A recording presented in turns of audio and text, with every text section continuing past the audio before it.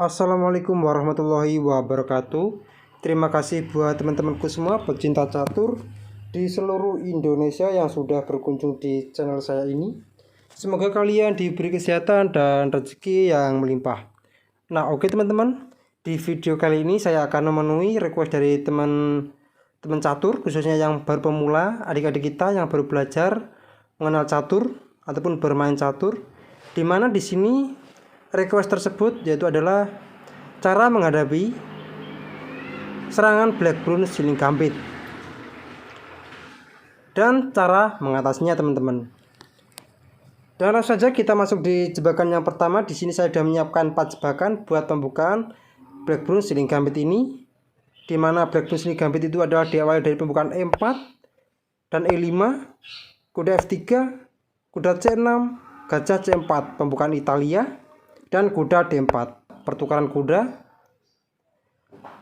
dan kuda pukul pion. Dan ini juga langkah blunder dikarenakan menteri G5, dan setelah kuda pukul pion mengancam menteri dan sekaligus beteng. Dan di sini hitam mempunyai langkah bagus dengan menteri pukul pion juga mengancam beteng, sama-sama mengancam beteng. Dan apabila kuda pukul beteng, maka menteri pukul beteng, skak, dan gajah F1 menutup, dan menteri pukul pion, skak, gajah menutup, dan kuda pukul pion teman-teman, skak. Dan di sini mau tidak mau menteri putih harus jatuh ataupun akan terjadi skak mat. Misalkan saja kudanya tidak diterima oleh putih, raja F1 dan menteri H1, skak mat teman-teman. Nah, oke teman-teman, sekarang kita masuk di serangan yang kedua. Nah teman-teman, di serangan yang kedua ini adalah E4, E5, kuda F3, kuda C6, gajah C4, dan kuda D4. Kuda pukul pion sama seperti tadi, menteri G5, dan kuda G4. Dan ini juga langkah blunder dan kalian bisa langsung mengancam D5 dan mengancam 2 perwira sekaligus. Dan mau tidak mau gajah pukul pion dan gajah pukul kuda. Lihat teman-teman, di sini menteri tidak dapat melarikan diri, bisanya cuma F3. Dan ini juga langkah blunder dikarenakan gajah pukul pion dan pion pukul gajah, menteri G2. Dan ini jelas juga ancaman skakmat lagi teman-teman. Apabila beteng F1, maka gajah E7, dan lihat ancaman skakmat tidak dapat terhindari dari putih. Dan untuk langkah memperpanjang langkah cuma gajah C6 skak dan pion pukul pion, kuda C3, gajah H4 skak, dan di sini cuma ada beteng F2 untuk menutup jalur gajah teman-teman. Dan menteri pukul beteng skakmat teman-teman. Nah, oke. Sekarang kita masuk di serangan yang ketiga. Nah teman-teman, di serangan yang ketiga ini E4, E5, kuda F3, kuda C6, dan gajah C4, kuda D4, dan kuda pukul pion, dan menteri G5. Dan jelas ini juga sama seperti tadi. Dan kuda F3 kembali mengancam menteri. Dan di sini kalian jawab terlebih dahulu menteri pukul pion. Dan di sini mengancam double. Dan apabila kuda pukul kuda, maka menteri pukul beteng, skak, gajah F1 menutup, dan menteri pukul pion, skak, dan kuda E2 menutup. Di sini perkembangan dari hitam sangat telak untuk kemenangan ya. Dan hitam juga menang kualitas perwira. Nah, oke. Sekarang kita masuk di jebakan yang keempat ataupun yang terakhir. Nah, oke teman-teman, di jebakan yang keempat ini dan yang terakhir ini, di sini saya juga akan menjelaskan pada kalian cara mengatasinya dari serangan hitam tersebut teman-teman. E4, E5, kuda F3, kuda C6, gajah C4, dan kuda D4, kuda pukul pion, dan menteri G5 sama seperti tadi. Apabila di sini dijawab dengan gajah pukul pion, skak, maka raja D8.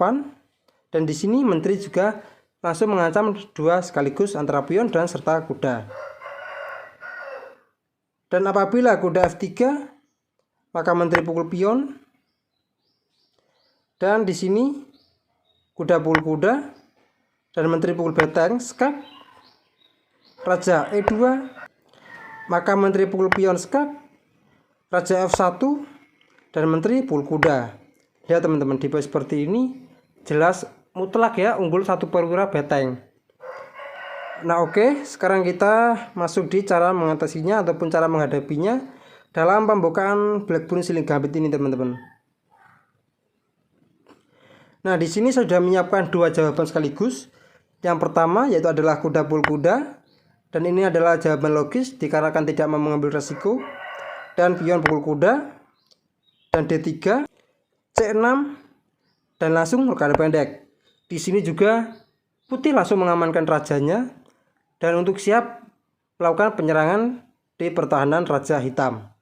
Kuda F6, maka kuda D2, D6 dan kuda F3.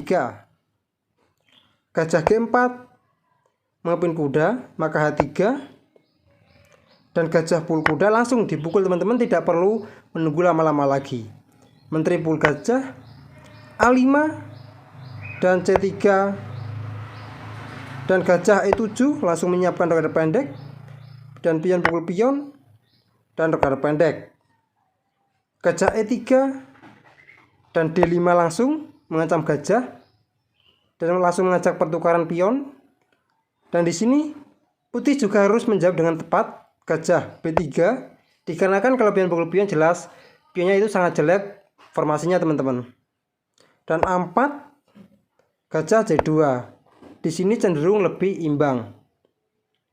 Nah oke, kita kembali lagi di langkah yang keempat untuk jawaban yang kedua.